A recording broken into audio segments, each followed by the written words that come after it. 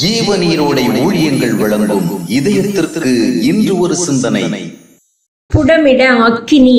சில நேரங்களில் காரணம் தெரியாத கஷ்டங்களும் முகாந்தரம் இல்லாத வேதனைகளும் வாழ்க்கையில் நெருப்பாக எரியும் போது நான் என்ன பாவம் செய்தேன், இது என் கடந்த கால பாவத்தின் தண்டனையா, நீதியுள்ள நியாயாதிபதியாகிய கர்த்தர் நான் கடந்த காலத்தில் மதியீனமாக செய்த தவறுகளுக்காக இப்போது தண்டனை அளிக்கின்றாரோ, ஏதாவது முன்னோரின் சாபம் வந்து தாக்குகிறதோ, யாராவது பெல்லி சூனியம் செய்து வைத்திருப்பார்களோ, எதை விதைத்தாயோ அதனுடைய பிரதி விளைவை அறுப்பாய் என்றபடி முற்காலத்தில் நான் எடுத்துக்கொண்ட ஏதாவது தவறான முடிவுகள் அல்லது நான் தெரிந்து கொண்ட தவறான வழிகள் இன்று எனக்கு விதமான ஒரு இனம் புரியாத வேதனையை வரவழைத்து விட்டதோ.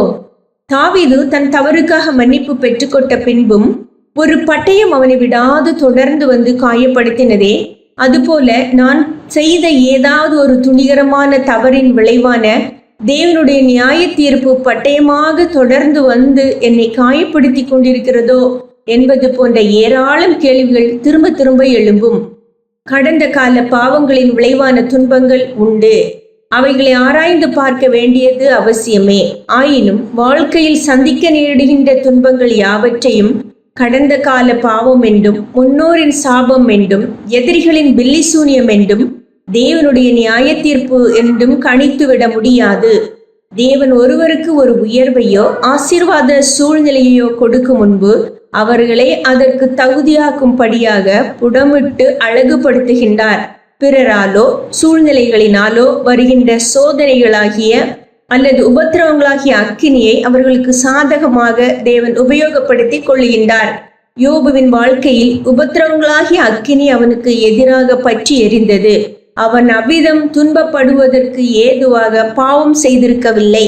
அவனுடைய விசுவாசத்தின் தரத்தையும் தேவன் மேல் வைத்திருக்கின்ற பக்தியின் வலிமையையும் பிசாசானவன் உடைக்க விரும்பினான். எளிதாக தேவனை மறுதலிக்கும் ஒருவனாக யோபுவை காண்பிக்க சாத்தான் விரும்பினான். எனவே அங்கே உபத்திரவத்தின் கொடிய நாட்கள் யோபுவுக்கு எதிராக அக்கினியாக எரிய ஆரம்பித்தது. ஆனால் தேவன் அதை அனுமதித்தார்.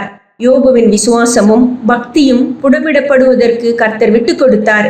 அதன் மூலம் யோபுவின் வாழ்க்கை அழகு மிக்கதாகவும் பிரகாசம் மிகுந்ததாகவும் மாறும் என்பதை தேவன் அறிந்திருந்தார்.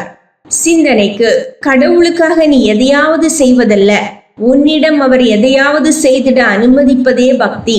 கடவுளுக்காக நீ எதையாவது செய்வதல்ல, உன்னிடம் அவர் எதையாவது செய்திட அனுமதிப்பதே பக்தி.